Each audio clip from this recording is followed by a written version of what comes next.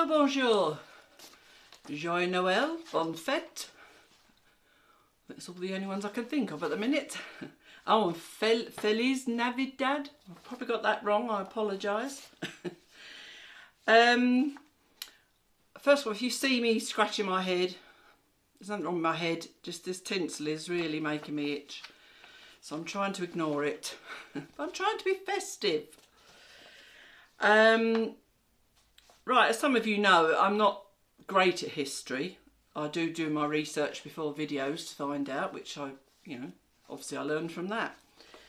But at doing this, I'm putting myself at risk for looking a little bit ignorant.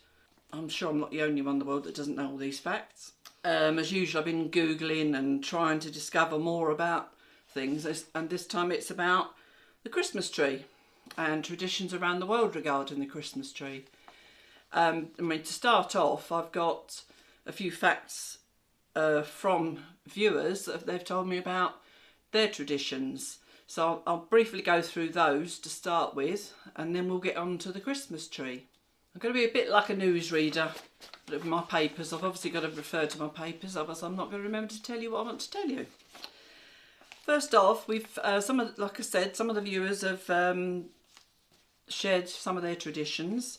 Now, Jermaine Holmes, I'm not quite sure where she lives. I've asked her, and she's maybe told me and I've lost the email, I don't know. But apologies, Jermaine, if I have missed it. They used to put their shoes under the tree, and back in the day used to be clogs. And also the galette droit that I spoke about in the comparison to French and English, they had a similar thing. It was called the cake of kings.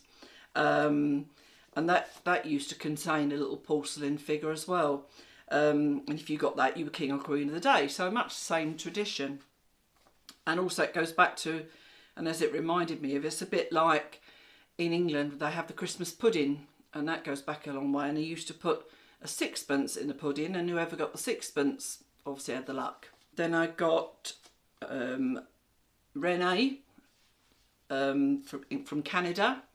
She celebrates on December 21st the pagan feast, but the traditions for the 24th, as in Réveillon, and the 25th are much more French than English where she is. Of course, many of the popular secular holiday customs that have become part of our festivities are thanks to Queen Victoria and Prince Albert's whimsical contributions to the Dominion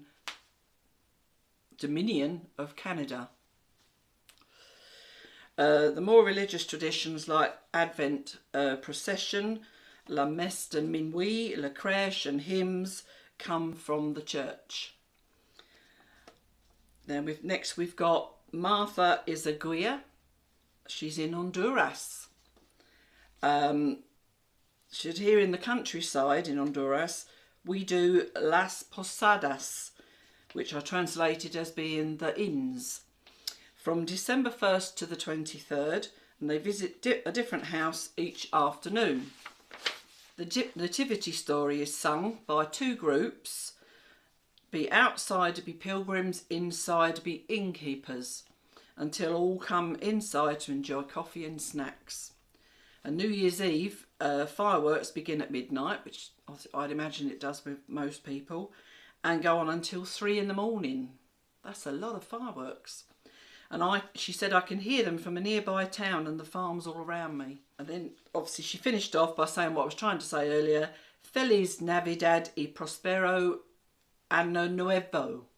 I hope I did that justice. Next we got Maxine Sandry. She's in Australia. Here in Australia we have most of the English traditions, but it's very hard to have a roast dinner Christmas Day, considering it's usually very hot. Can you imagine it? And a lot of people now have a cold dinner, usually salads and cold meats, from the old barbecue, as she said. Next we have Cat 3 Girl. I can't pronounce it to be honest, but it's Cat 3R Girl. She's in the US. And here in the US, she says how and when and if you decide to celebrate Christmas has much to do with your religious beliefs and family roots. And I think, again, that's much the same in most countries. Some people will attend church or mass on Christmas Eve, and others will attend a party or an open house. And Christmas Day itself is most often celebrated with family with a big meal, much like Thanksgiving. So again, that's very normal tradition to some of us. She said the foods will vary more. It might be turkey or roast here, but where she lives, generally they have ham. There's no Boxing Day, no crackers, which I don't think crackers are very common in a lot of countries. New Year's Day is often more casual. Almost everyone celebrates New Year's Eve, but the meals obviously tend to be lighter. I think, again, that's like that with most of us. We're also full from Christmas. And most of the traditions for celebrating Christmas are from our German and Dutch settlers. After their break from England, like drinking tea, celebrating Christmas is the English style and was considered unpatriotic, and caused you to be suspected as a British loyalist, which was definitely a bad thing in the early years of the US. In some areas, she said they adopted French traditions, but it was not until the German immigrants arrived that we found traditions that were close to those of England, that they seemed familiar, yet different enough to be acceptable. Then we've got Julie Beswick Valentine. An Irish Christmas is a real mix of its own traditions and the English ones. The countdown starts traditionally on the 8th of December, with rural folk going to the cities to buy in the Christmas presents, etc. And decorations go up, and the men here rurally choose and haul home the Yule log to burn over Christmas. Then they light candles in the windows, which lights the way for Mary and Joseph. Then wreaths of holly on the door to ward off evil, and mistletoe often to ward off evil, and of course a kiss. We have midnight mass, but nowadays it's held at 10 p.m. In our rural parish, and then we have another mass Christmas Day. We also have our own Christmas carols, and some are pure Gaelic. Don't think I'll be joining in with them then. Then it's big family dinner, all the trimmings and the presents. No Boxing Day, but St Stephen's Day, and I've heard that Boxing Day is St Stephen's Day, but it's just always been known as Boxing Day in the UK. That's on the 26th, which in Cork, especially in rural areas, still has the wren boys calling to the houses and singing. And New Year's Eve is a big night, with the first footer custom and fireworks. New Year's Day is another big family and friends dinner for those that are not too hungover. The Feast of Epiphany is the 2nd of January in 2022 and is a day of obligation. In other words, Catholics are expected to go to Mass. Lastly, on the 12th night, it's Women's Little Christmas, where the women have the day off from their chores and child-minding, and you go out for meals, drink and often entertainment. The decorations come down too, and the holly, ivy and mistletoe are burnt. Apparently that's only some of the traditions they have. Some of that I quite fancy being in Ireland, don't you, with the women getting their day. Okay, so now we'll go on to the Christmas trees. Apparently, and I should have known this, it, as Renee pointed out to me, is a pagan tradition that goes back as early as the 4th century. And obviously, as I just said, she gave me some of the background on that. And most of us know that Germany started the tradition of Christmas trees in the 16th century.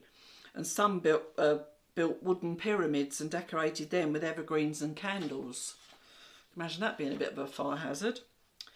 To the Christians, the Christmas tree is a symbol of birth and resurrection of Jesus Christ, and the symbols, branches and shrubs are viewed as an emblem of immortality and are said to symbolise the crown of thorns worn by Christ.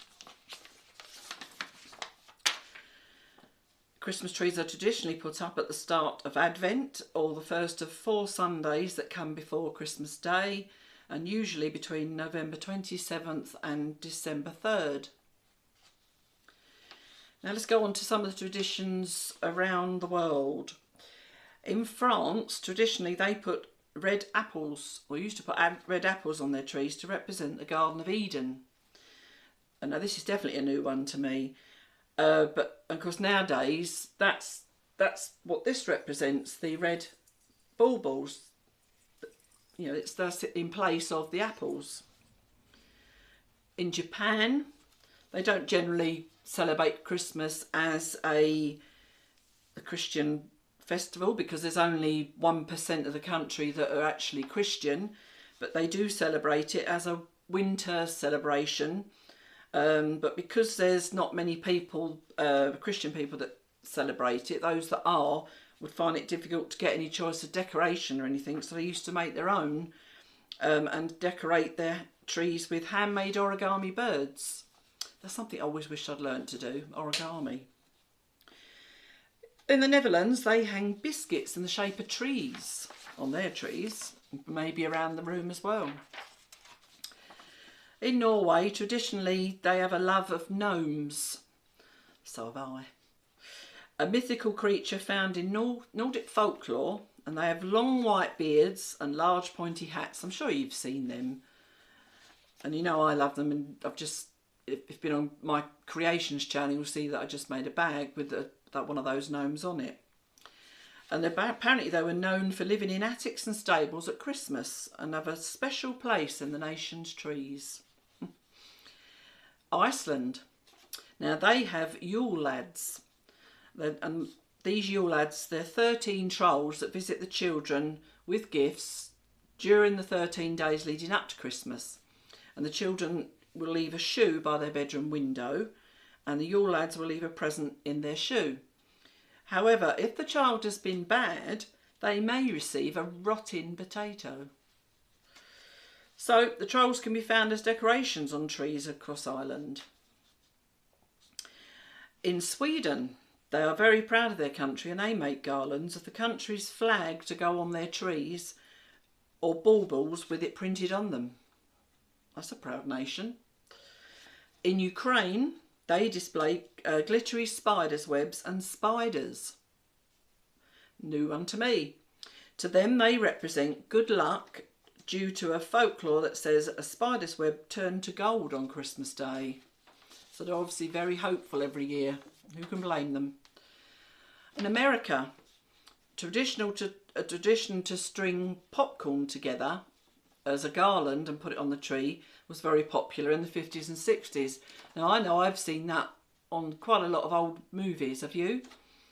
It apparently originates from when the trees were decorated with food for the birds and other animals. Now we go to Australia. They hang shell-like sort of decorations in their tree. Because they don't tend to have snow, but they do have lots of sand, they tend to use shells instead of some of the decorations we have. It just makes more sense to them. I suppose they wouldn't put up snowflakes. Denmark, they hang little paper bags. If you Google that, look them up, they're little heart-shaped bags, and there's like actually quite intricate paper that they weave to make a sort of woven look on the front of the bag, and they then store, or they put sweets in that and hang that on the tree. In the UK, as far as I'm aware, anything that can be made into an ornament is, and we've got some very inventive creations in the UK. It seems that anything really is quite commercial as Christmas is in a lot of countries, but if they can make a Christmas bauble out of it, they will do. There's lots of traditional Christmas objects that we see every year, and some actually have some meanings that I didn't know about as well. Now the star, I think we all know that, the Star of Bethlehem. Candy cane. Now the red stripe apparently around that represents the blood Jesus spilt, and the white represents purity. Now I think the first place I really knew of that had candy canes was in America, but I know you can find them in most countries now that I know of. The wreath, that apparently represents eternal life. The dove that you quite often see represents peace on earth. I think that's, to be honest, I think that probably appears any time of year. Christmas lights represent the new light that Christ is. The poinsettia plant, now this is a beautiful plant and every year I want one. The only year I did actually get one, I managed to kill it. Now, I've told you this in a previous video, I'm not very good with indoor plants. It's seen as a winter plant and symbolises good cheer and success. Now the evergreen tree, which I assume means the Christmas tree, is signs of everlasting life with God. Angels, remember there was always angels, represent the angels that appeared at the birth of Jesus. And presents, I didn't know there was anything behind this other than just a time to give gifts, to be honest, but they represent that God gave us the gift of his Son. So, is there anything there that you didn't know? So, obviously you know my tree, this is my tree. And now you can look at some of our viewers' trees. And while I'm filming this, I have a feeling that there may be more still coming in. It's not hundreds, there's a few. And I've got some that are not necessarily trees, because not everybody has room for a tree, but they have some decorations up and they're very proud of their decorations. So I'm going to be showing, I would say, practically all the pictures I've got. And some are very proud of their lights and sent me video of the lights showing. I will have to shorten them a little bit because they go on a bit long. So yeah, I hope you enjoy seeing them, and I will see you at the end of the video. Enjoy.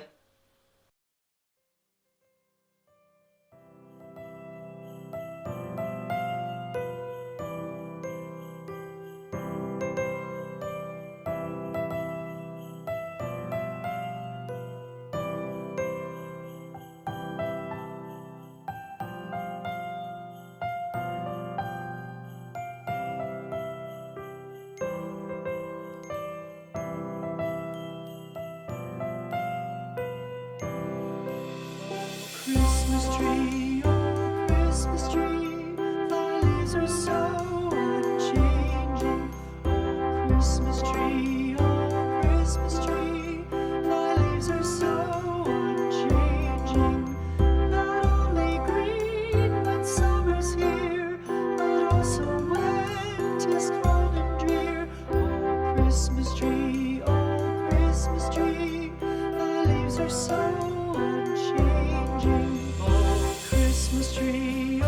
Christmas tree, much pleasure thou canst give me. Oh Christmas tree, much pleasure thou canst give me. How often has the Christmas tree afforded me the greatest glee? Oh Christmas tree, much pleasure thou canst give me. Oh Christmas tree, thy candles shine so brightly. Oh Christmas tree, thy candles shine so brightly. From base to summit, gay and bright, there's only splendor for the sight. Oh Christmas tree, thy candles shine so brightly. Oh Christmas tree, how richly God has decked thee. Oh Christmas tree, how richly God has decked thee. Thou bidst us true and faithful be, and trust in God unchangingly. Oh Christmas tree, how richly God has decked thee.